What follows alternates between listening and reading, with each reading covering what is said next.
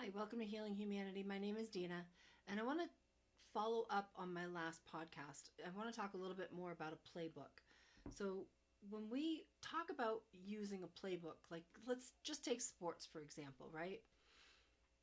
There's lots of different plays that any one particular sport could use. I particularly like football. So, let's talk a little bit about football. So, if you give the players a playbook, they are supposed to be guided by that playbook, right? They're supposed to be, they're supposed to dive deep with it. They're supposed to know them backwards and forwards, that any play could be called at any time. You don't know what you're going to encounter. And, um, the coach could call anything. You just don't know what the coach is going to do. And so it's a way of um, like being dedicated, right? Dedicated to the game, showing your coach that you're disciplined and that you can follow routine and that you're a team player, that you're there for him and you're there to follow the rules. So, let's say, a few hundred years ago that there was a game changer, that there was a new playbook written and people started to think that they could write their own endings. They could write their own plays. And that's exactly what's happening right now. People are using um, their knowledge of self, their knowledge of being able to manipulate their own body, being able to manipulate their own mind, being able to use plant medicine to awaken to certain things, right? But again, I tell you, and I want you to hear me on this. I'm not here doing this for my health. This is not fun for me. I do this because it's something that God desires for me to do. And I know that seems weird, but I'm not given any other options right now. And so over the course of these hundreds of years, man has decided and has learned various different methods to what he believes is to awaken, right? But what you don't understand is that there's something greater than that. There's something bigger. That you have a spirit inside of you, in your heart, that the only thing that can waken that up is your belief in Jesus Christ. Now, when I was 20 or 30, when I was 20 or 30, if you had said that to me, I would have been like, okay. And I'd have just kept going. Like, I believed in Jesus. I believed that he was a man. I believed that there was something to all of the Word of God, but I didn't understand it. I didn't study it, and I certainly, by far, was following it. Um, you know, I just, the more that I learn, the more I want to share with you because as awake as you may think you are, you know, maybe you have ears to hear. Maybe you have control over your spirit. Maybe you have you believe that the map that you've been given is the one that is salvation for your soul. But you are being lied to. There's no other way to put it. Your map, designed and directed by man, is a lie. I don't want to put it easily. I want you to hear me. If you are looking at any kind of plant medicine to guide your soul, to change your situation, your living, your mind, well and good. Does it work? In some instances, yes. But it doesn't awaken the spirit in your heart. And that is what I'm here to describe to you. Like, you have to use the true playbook. You have to go back to the beginning. You cannot get rid of the Old Testament. You have to go back. You have to understand it, because everything that Jesus taught, all of his information that he shared with the people of that time and with us was based on, the Old Testament. Nothing had changed. He was just sharing it in a different way, much as I am with you today. I'm not trying to tell you that there's something new. There isn't.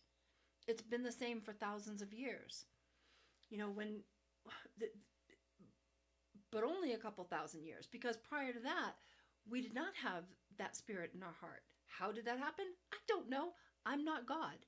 But it happened. It happened through Jesus. How do I know? Because I received it. And that's how. I mean, you have to be able to look at these kinds of things with a logical mind and say to yourself, if all of these people keep having these experiences, they talk about light, they talk about having belief and believing in Jesus, believing in the power of healing, and believe in keeping an open mind to the world around you, then if they've been talking about this for thousands of years, why don't I believe? Why don't I want to follow that? Well, probably because it's not easy. First and foremost, when you have to have discipline, and when you have to have a form of routine, like a regular prayer and meditation and reflection and quiet time and table time with your family and just prayer, just like repeating things that help your soul and help your heart, those things are difficult. Those are routines that a lot of people will very easily let slide to the wayside. And that doesn't help. That doesn't help your heart. It doesn't help your path.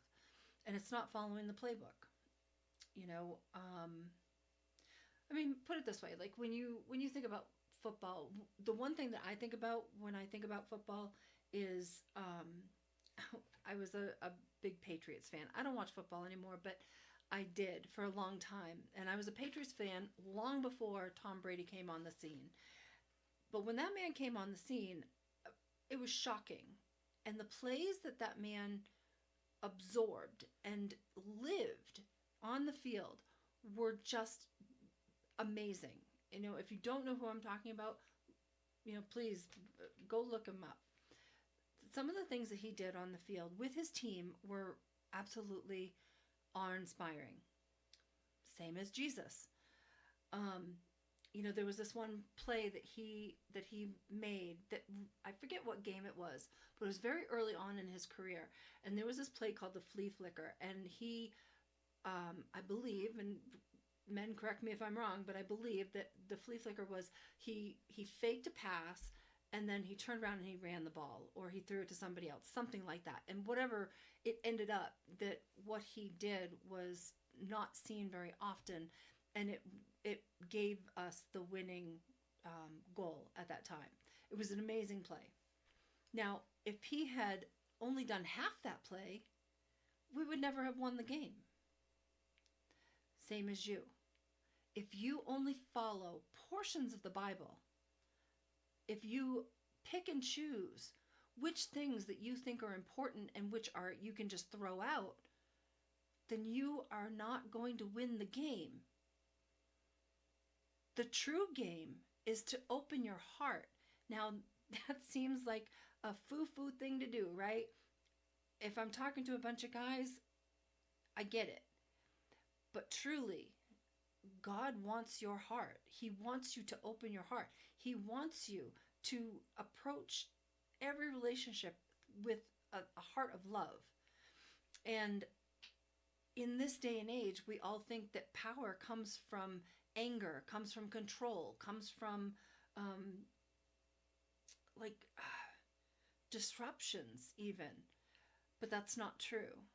True power comes from control of self.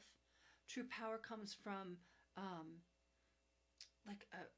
understanding your assignment in God's kingdom, which is very important.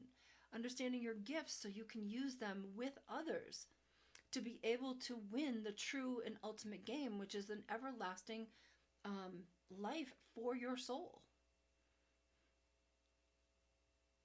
I mean, think about it this way: what if you were given a playbook, a true, 1, 2, 3, here it is. These are the things you have to do. These are what you need to understand. But then you don't do it, and then your soul winds up coming back, and you have to redo everything all over again, and it's a constant struggle. You might make money, but your money isn't going to save you.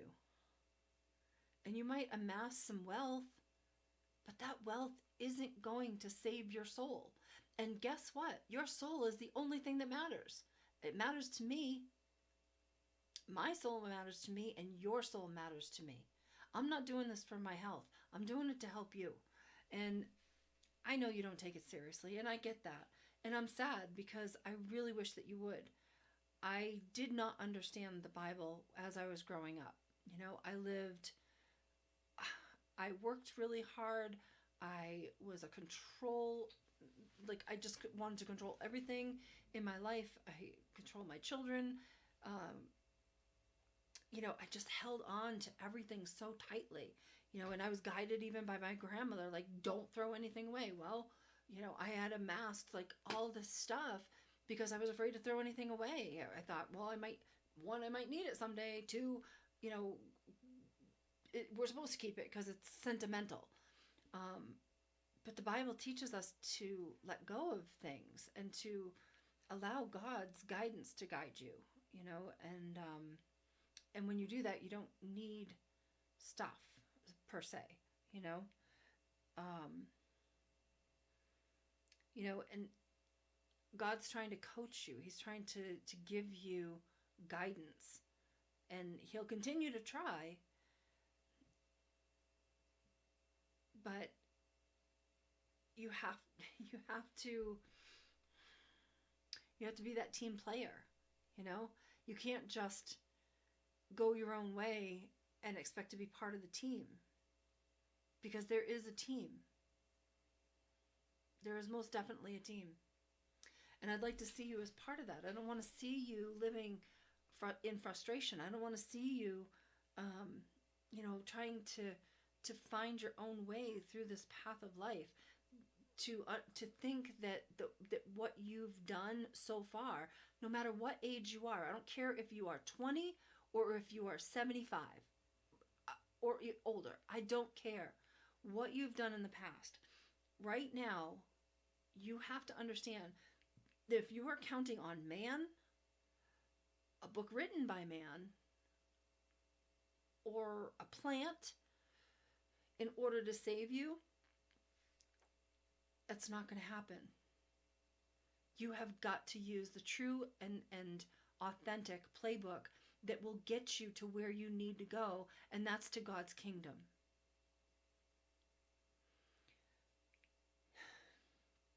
It's really important in these times. When I when I share these messages, I just want you to keep an open mind. The one thing that saved me through the last 8 or so years of my life has been an open mind. I keep my mind open. I try to keep my body as pure as possible. I'm not perfect, but I do the best I can, and it's been successful so far. And you have to keep an open mind, 365 days a year, 24/7. In order to receive the messages that I'm giving to you, because they are different. They've not been given before, or if they have, maybe not in this way. I don't know, but I know what I know. And I know that if you're using plants, you're using man, you're using some guidebook written by some guy 300, 500, 1,000 years ago, it's not valid. The Bible is the only thing that's valid. And your belief is what's going to guide you. Your belief is what's going to save you.